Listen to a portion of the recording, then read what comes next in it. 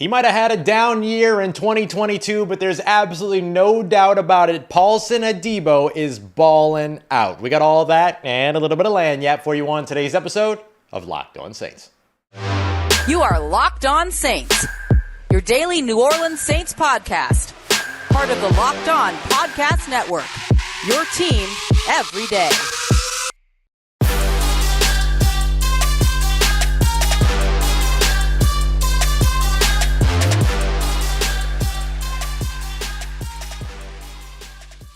What is good, Who Dat Nation and Who Dat family? Welcome in to another episode of Locked On Saints, your daily podcast covering your favorite team, the New Orleans Saints, part of Locked On Podcast Network, your team every day. Thank you to all the everydayers out there making Locked On Saints your first listen of the day every day. Don't forget you can subscribe and follow for free on YouTube or wherever you get your podcasts. And if you want to keep the conversation going, take part in our exclusive film studies, Q&As, early access, and much more. You can become a Locked On Saints insider today by heading over to joinsubtext.com/LockedOnSaints today to join a community I would love for you to be a part of. As always, I'm your host, Ross Jackson, at Ross Jackson Nola on your favorite social media, your New Orleans Saints expert, credential member of the media. You can always find me over at Saints News Network, Tuesdays on the Locked On NFL podcast, and here with you every single Monday through Friday, and then some on Locked On Saints. And on today's episode of Locked On Saints, we are live post-practice, here to give you all of the info and updates you need from today's injury report and practice participation report. We're going to be taking a look at all of that, as well as whether or not Justin Jefferson is expected to play this weekend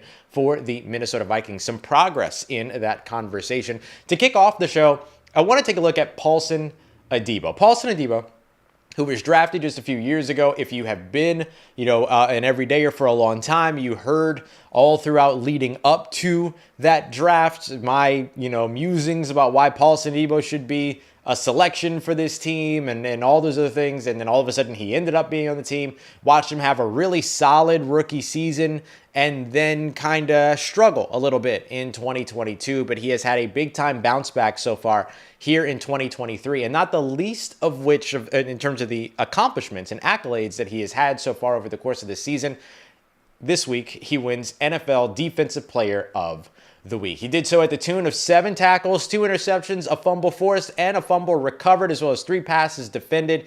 He had an incredible game in the New Orleans Saints win against the Chicago Bears. And not only did he have an incredible game individually, he immediately contributed to that win by taking points off the board for Chicago, by consistently, turning the ball back over to the New Orleans Saints offense.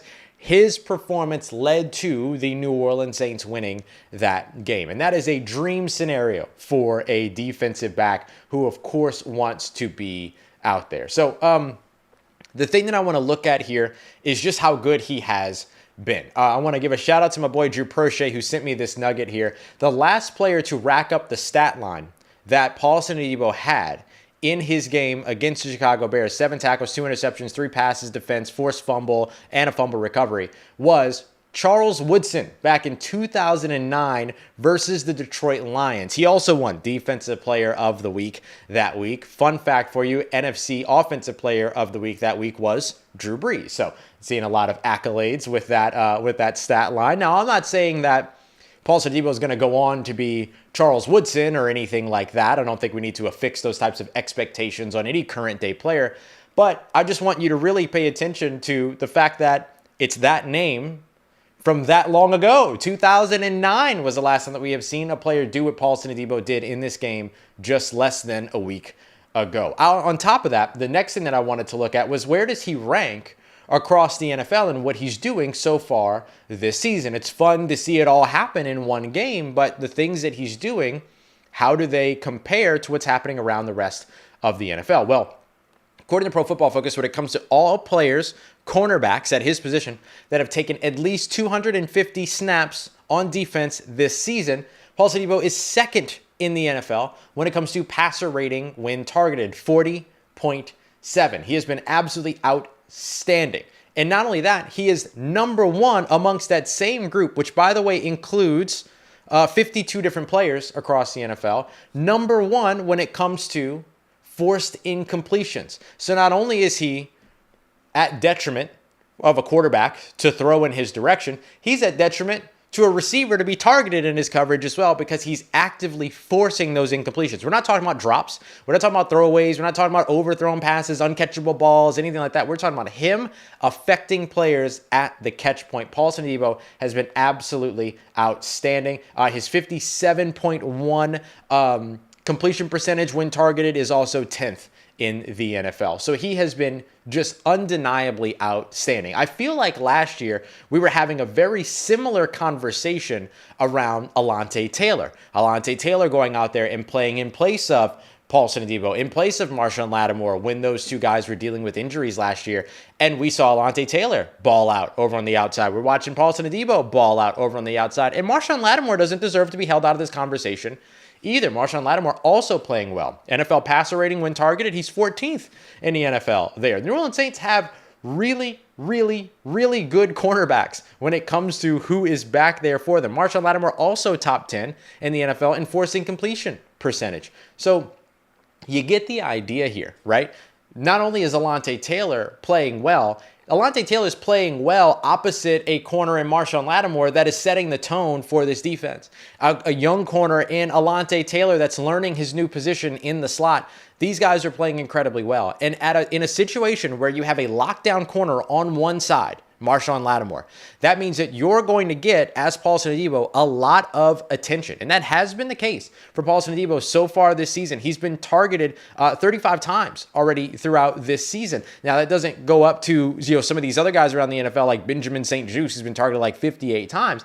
But when it comes to this New Orleans Saints defense, he's getting targeted a lot. Alontae Taylor's getting targeted a lot. So you have to be able to, when you've got a Marshon Lattimore on the other side, stop teams from going to the other receivers. And Paulson Adebo in particular, along with Alontae Taylor, have absolutely done that. The New Orleans Saints, Dennis Allen, Joe Woods, Marcus Robertson, they have put together and assembled a fantastic room of cornerbacks and have done nothing but make them better throughout the process as well. And by the way, the safeties, no slouch either. Marcus May actually better in terms of passer rating when targeted than Marshon Lattimore so far this season. 2 interceptions on the season helps. Paulson Adebo sitting with 4 interceptions already on the year. Remember, the Saints defense as a whole last year in 2022 had 7 interceptions on the season. Paulson Adebo has got 4 by himself, and the New Orleans Saints have 8 players that have interceptions already here through 9 games in 2023. This is what you want to see from the New Orleans Saints defense, particularly that secondary, which is remarkably talented, has a lot of potential, but more than having potential, it's living up to that potential here and now. Coming up next, will we see Justin Jefferson on the field? Speaking of these corners, could they be seeing a big-time challenge return to the field this weekend? We're going to take a look at that, as well as the other injury news that you need to know for your New Orleans Saints as they get ready to take on the Minnesota Vikings. Got that coming up for you as we continue on and wrap up this live bonus episode of Locked On Saints, part of Locked On Podcast Network, your team every day. Today's episode of Locked On Saints brought to you by our friends at Gametime, the absolute place that you should be going to pick up your tickets, especially if you're like me. You like planning things in the moment. Hey, we got some time. Let's go and check out this concert, this event, this comedy show, this theater show, this football game, basketball game, whatever it is you're looking for. Gametime has you covered. And they've got you covered with a ton of excellent deals all the way up to the day of the game, flash deals, all that stuff as well. And you can even see the view of the event or the event floor from where you are sitting, so that you can take all the guesswork out of buying tickets with Gametime today. Download the Gametime app, create an account, and use the promo code LOCKEDONNFL, LOCKEDON NFL for $20 off of your first purchase. Terms apply. Again, create an account, redeem promo code LOCKEDON NFL for $20 off. Download Gametime today. Last minute tickets, lowest price guaranteed. Today's episode also brought to you by our friends over at DoorDash. I was just talking about DoorDash in my morning episode earlier today, because yesterday I got a little hungry, sitting around the house, didn't feel like cooking, didn't feel like doing none of that. So you know what I did? I ordered Meals from the Heart. Meals from the Heart Cafe, had them swing me over a hot sausage, vegan hot sausage po' boy, some okra gumbo, like all the good stuff. Had it brought straight to the door, didn't have to worry about a thing. And then I had food for like a day, like for lunch and for dinner through all that, because them some big old servings. So I absolutely love it. I want you to check out DoorDash as well. you can save 50% off right now, up to a $10 value when you spend $15 or more on your first order. All you have to do is download the DoorDash app, enter the promo code LOCKED23, subject to change, terms apply. That's 50% off, up to a $10 value when you spend $15 or more when you download the DoorDash app, enter the promo code LOCKED23, subject to change, terms apply. Let's get it, Who Dat Nation. Wrapping up today's episode of Locked On Saints with a quick look at what's going on for the New Orleans Saints in terms of their health. And then, of course, a look at whether or not we should expect to see Justin Jefferson on the field for the Minnesota Vikings. So let's start there, because that might be kind of the biggest injury-related thing going on for the Minnesota Vikings right now. Now, if you've tuned in for a couple of episodes already this week, you've heard me say that the expectation is that Justin Jefferson will not be available to play this weekend. That is still very much the expectation. His practice window was activated. This was the earliest possible time that they could activate that practice window. He gets 3 weeks, 21 days of a practice window before he must be moved to the active roster. Otherwise, he goes back to injured reserve. So this big thing that you're looking at when it comes to him being activated and having his practice window activated does not mean that he's going to play this weekend. That's not what that means. All that means is that there's 3 weeks from now that he has the opportunity to go back to practice and work his way, rehabbed, all that kind of stuff, his way back up to being on the field. So I would be looking at maybe the week after this when it comes to Minnesota, not necessarily this week. And Kevin O'Connell, the Minnesota Vikings head coach, all but confirmed that, saying it would be a little bit aggressive to plan to have him out there this weekend. So as of right now, the expectation is still that we won't see Justin Jefferson on the field. But we've seen wide receivers make miraculous recoveries just in time for New Orleans Saints games over and over and over again. So I don't blame you if you want to wait to see it before you believe it. I'm not mad at you for that at all. Not only is there a chance, a good chance, that Justin Jefferson doesn't play this weekend, but the other wide receiver opposite him, KJ Osborne, also dealing with an injury. He's got a concussion along with Jaren Hall. Under normal circumstances, when a player has a concussion, they're not likely to play the next week. When you've seen examples of that, they have been questionable at best and usually end up in some pretty bad performances the next week. So usually with that being the case, the Minnesota Vikings might be down to their third starting quarterback this season, although Josh Dobbs, no slouch at all, making his 11th career start against the Saints this weekend, expected. But also will be out without Cam Akers, should be without or expected to be without Justin Jefferson, and may also be without KJ Osborne. So things shaping up in the Saints' favor, if you will, when it comes to who's on and off the field this weekend. As for their roster, the only two players to miss practice on Wednesday were the two players that we already knew effectively were going to be out. Like, we already know Isaiah Foskey is going to be out for probably 3 to 4 weeks or so. Quadricep injury, he was out. Kendre Miller, dealing with an ankle injury, still waiting to kind of hear more details on all of that, but not expected to play. I wouldn't expect him to play this weekend. He did not participate in practice on Wednesday. Everybody else, Jimmy Graham, Ryan Ramczyk, were limited. No surprise there. Ty Summers was back at practice in full.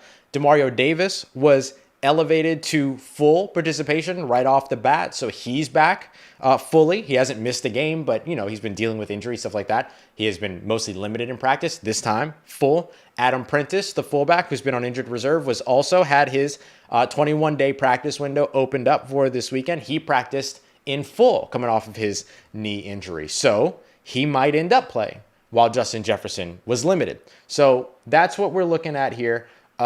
Somebody said Foskey was never in. That's not right. Actually, Foskey had probably his best game so far just 2 weeks ago and had a really good one against the Indianapolis Colts as well. Though he doesn't get a lot of reps, he had a big time impact in that game. He was one of the guys that got into the backfield a couple of times against Gardner Minshew, either helped to rush that pass or at one point they thought might have caused a fumble, but ended up being a forward pass. So Isaiah Foskey was actually on the right trajectory here. So hopefully this 3 to 4 weeks of him not not being available to them doesn't stifle that growth, because he has progressively in practice and when he's gotten opportunities during games gotten better and better and better. Not, starter potential. He's got starter potential, but he's not, at starter talent right now or anything like that. Like, that's not on the way for him this season at all. That's okay. No one expected that to be the case, but definitely trending up. So hopefully this injury and him being out of the game for a couple of weeks won't end up being a situation to where it brings back, or holds back his development. And you're hoping the same thing for Kendre Miller too, because Kendre Miller's dealt with, he came in with a knee injury. He had a shoulder problem. He had TMJ at one point during, a TMJ issue at one point. He had, now he's got this ankle issue and everything. So you just want to see the kid be able to be healthy and be out there on the field. You saw the explosiveness that he packs and that big 38-yard catch and run that he had last week against the Chicago Bears on the play that he was hurt. So would love to see him get back up there. So we're hoping that we'll see Kendre Miller back soon. But more importantly, that he can stay healthy. And maybe this ends up being it's not your year, dude. Get right over the offseason. We'll see what you got your second year. We'll see how the New Orleans Saints go about it. That doesn't necessarily mean, he had a hamstring injury too. That doesn't necessarily mean that they shut him down, put him on injured reserve or anything and shut him down for the season, but that maybe he's not really super involved in the game plan if they're still worried about injuries moving forward. So we'll see, but hopefully he's able to get right and continue to move forward. All right, y'all.